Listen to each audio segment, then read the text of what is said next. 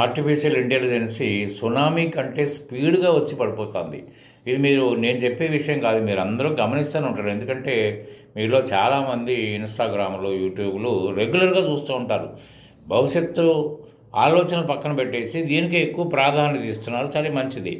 కానీ ఇవి చూస్తున్నా కూడా మీలో భయం ఎంతవరకు ఉందనేది క్వశ్చన్ మార్కే ఉంటుంది. ఎందుకంటే ఇవాళ ఆర్టిఫిషియల్ ఇంటెలిజెన్సీ ఇవాళ సాఫ్ట్వేర్ ఉద్యోగుల్ని ఇంటికి పంపించే ప్రయత్నం చేస్తుంది. అది మీకు కూడా వార్తల్లో ఎన్నో ఉండొచ్చు. కానీ ఇప్పుడు మరి ఎవరు వాళ్ళని తీసేస్తే ఎవరు పని చేస్తారంటే, ఎవరికైతే అప్స్కిల్డ్ అయి ఉన్నారో, ఎవరికైతే ముందు చూపుతోటి టెక్నాలజీ యొక్క ఇది పెంచుకున్నారో వాళ్ళకి బ్రహ్మాండమైన భవిష్యత్తు. ఎందుకంటే ఇక వాళ్ళకి వచ్చే శాలరీ కానీ, వాళ్ళకి వచ్చే ఇది కానీ మనం ఊహించుకోలేము, అంత ఇది వస్తుంది. కానీ ఇక బద్దకించి చాలే, మనకి ఉద్యోగం వస్తే చాలే, మనం బతికేద్దాం అనుకుంటే రోడ్డు మీద పడిపోవడం మాత్రం ఖాయం.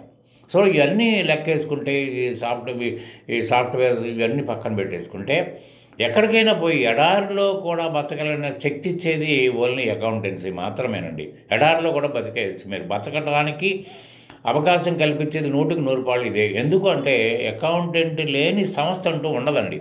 అకౌంటెంట్ ఉండాల్సిందే. అకౌంటెంట్ ఉంటేనే వాళ్ళ ఆర్థిక స్థితిని రెగ్యులేట్ చేసి, కంట్రోల్ చేసి, ఎవరైతే యాజమాన్యం ఊహించుకుంటారో ఆ బాటలో నడపగలిగిన శక్తి వాళ్ళకే ఉంటుంది.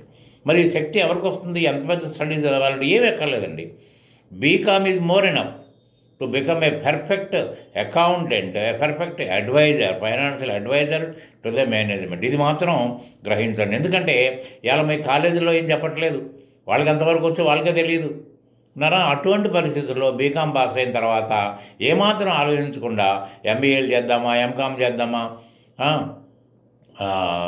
ఎంసీ ఇవి తప్ప వేరే కోరికలే లేకుండా పోయినాయి. అసలు ఏం చేస్తారు?